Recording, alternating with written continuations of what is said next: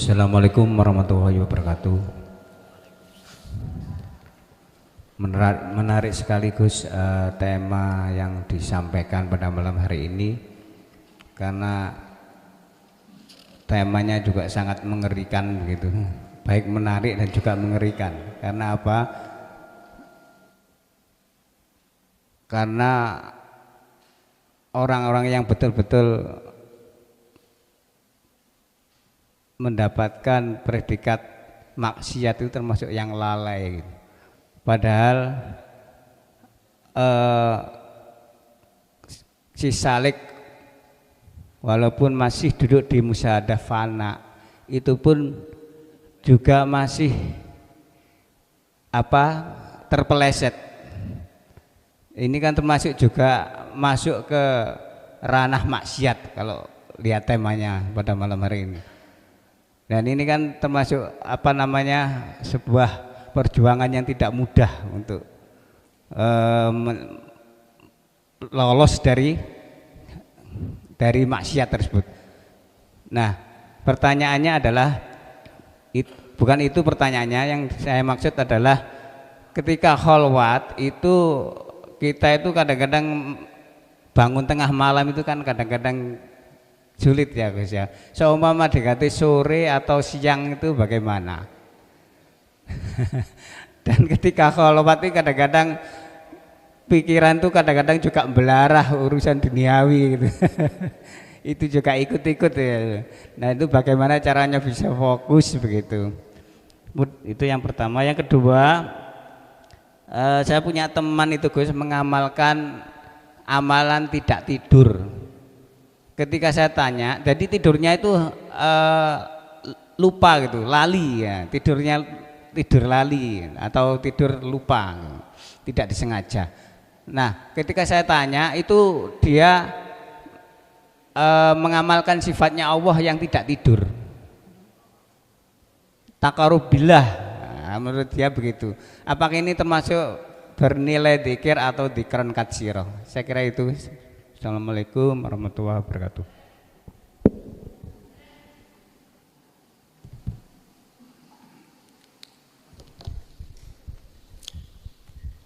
Wa minal laili fasjud, wa minal laili fasjud lahu fasabbihu lailan tawilan. Berat Pak memang. Malam-malam kita bangun untuk kholwat. Apa boleh saya lakukan di siang atau sore atau pagi hari?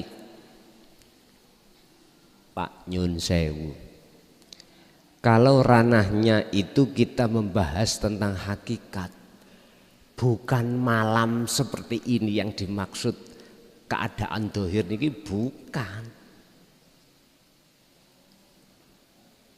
Wa minal laili, sebagian daripada malam. Malam niku kan matahari tidak keluar Pak. Sifatnya malam itu gelap, lampu tidak ada, korek api tidak, pokoknya nggak ada cahaya. Itu sifatnya malam. Mengapa kita disuruh untuk tunduk dan bersuci diri di waktu malam? Apa maksudnya malam? Malam itu Pak, menyepikan hati dari perkara-perkara selain Allah. Jikalau hati sampean sudah tiada selain Allah dalam hati jenengan, berarti jenengan sudah netepi malam. Bukan malam-malam seperti ini yang dimaksud. Otomatis nur makrifat itu harus menyala. Sebab di dalam kegelapan itu ada cahaya, ada terang benderang. Persis seperti codot utawa kelelawar. Ketika enggak ada cahaya itu loh malah bisa melihat keadaan itu terang. Codot, ngerti codot teman Pak? Sing keluar malam nih loh, hewan yang keluar malam. Kelelawar juga. Makanya kalau siang hari mana kelelawar keluar? Enggak ada. Kalau ada itu berarti kelelawar sing dipaksa.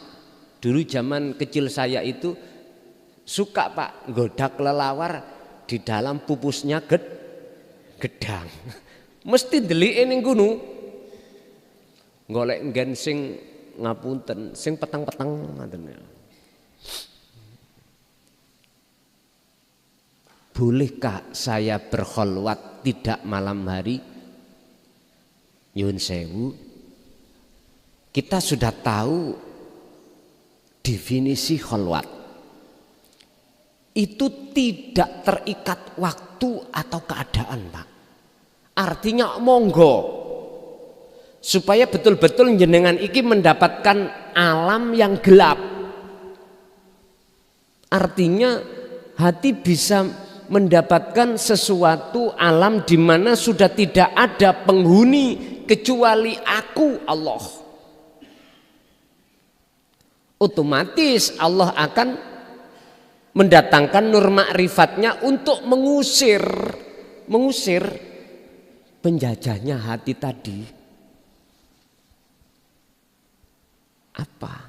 Ya nafsu yang membuat semuanya itu sebagai proses hati kita ada selain Allah.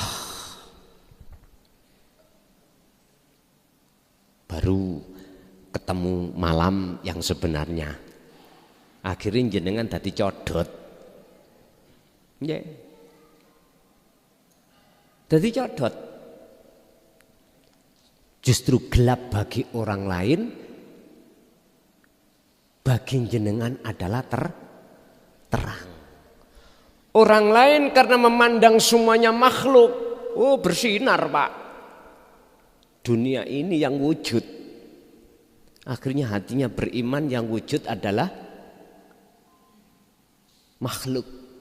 Lah Allah gelap bagi mereka, tapi bagi jenengan justru yang gelap, yang sepi, yang gak ada itu makhluke. Justru yang nyata wujudnya namung Allah. Loh, inilah perbedaan antara ahli hijab dengan ahli syuhud. Ingat, ada makalah yang mengatakan dalam hikam juga, al-kaunu zulmatun ai adamun. Al-kaunu minal mukawwanat, kaun makhluk itu sebetulnya zulmah, peteng, sepi. Ai adamun asline ora ono. Lho ngeten lho. Mengapa kita anggap ada? Karena kita memandangnya makhluk. Inilah yang disebut sebagai jiwa yang belum kembali kepada Tuhannya. Karena ketarik oleh kaun makhluk itu. Akhirnya bagi golongan yang seperti ini, wujudnya Allah iku ghaib, gelap, gak ketok. Tapi bagi sampean kebalikannya. Makanya golongan ahli hijab iku memakai teori wujudnya makhluk iku sebagai tondo wujudnya Allah. Berarti wujudnya makhluk disandingno wujudnya Gusti.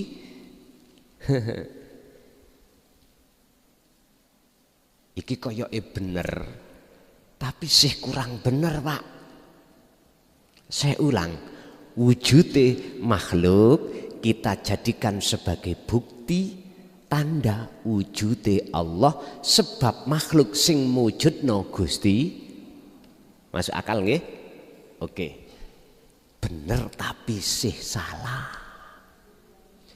Beda bagi ahli syuhud teorinya, rumusnya apa?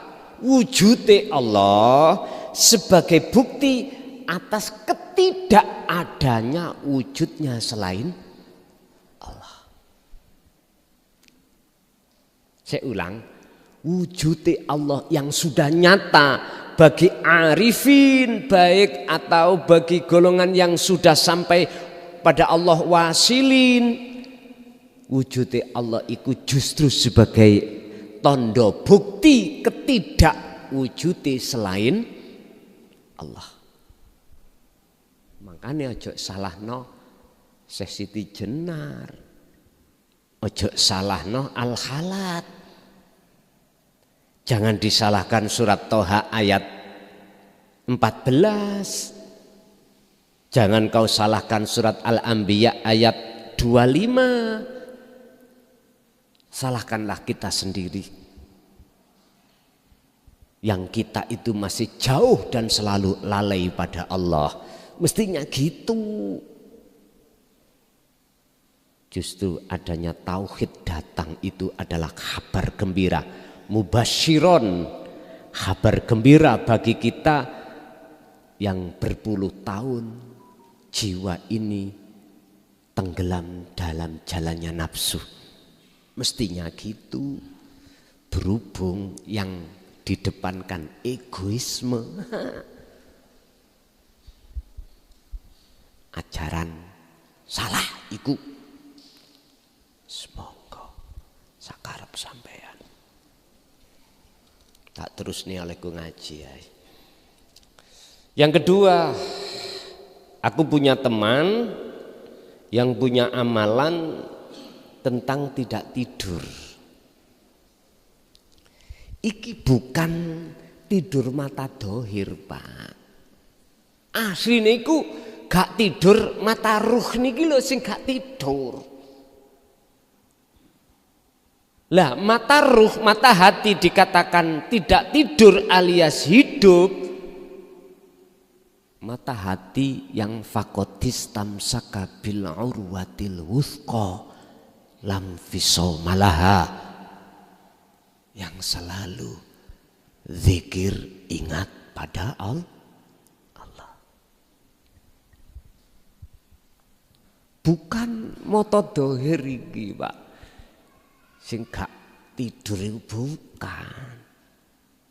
Mboten saged jenengan nentang hukum jasmaniah iki untuk tidak tidur, mboten saged.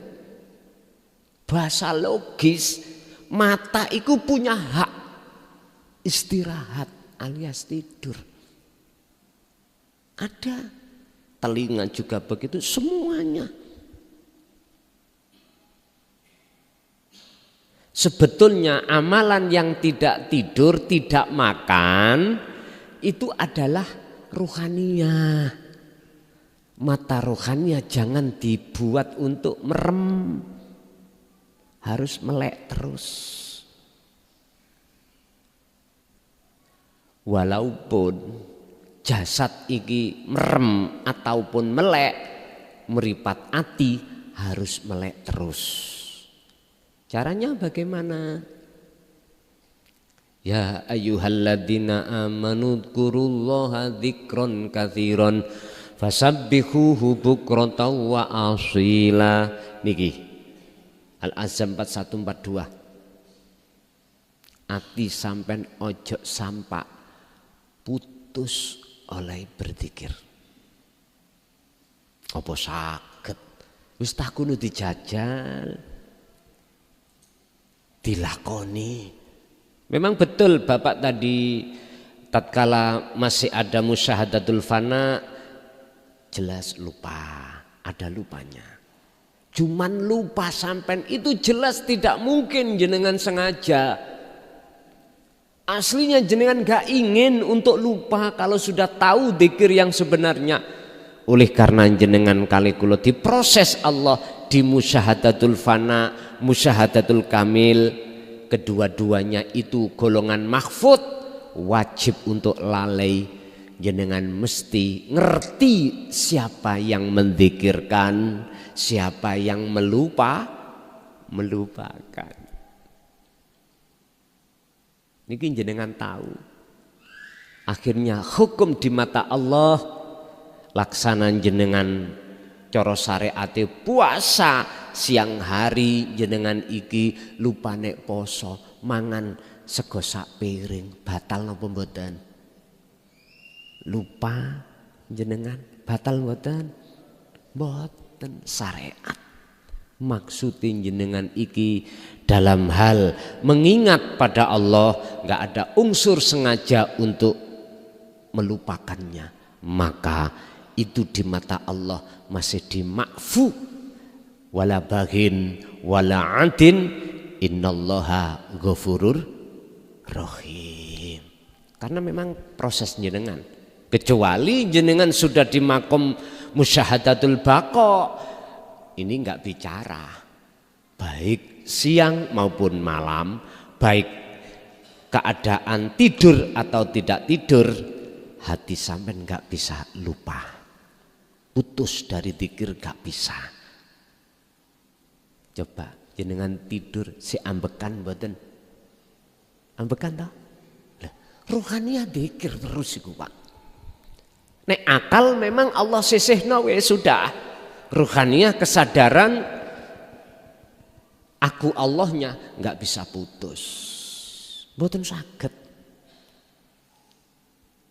Semua itu melalui beberapa proses. Jadi kesimpulannya yang dimaksud amalan yang tidak tidur itu bukan jasmani Bapak Ibu, tapi mata rohani. Mekaten. Lanjut.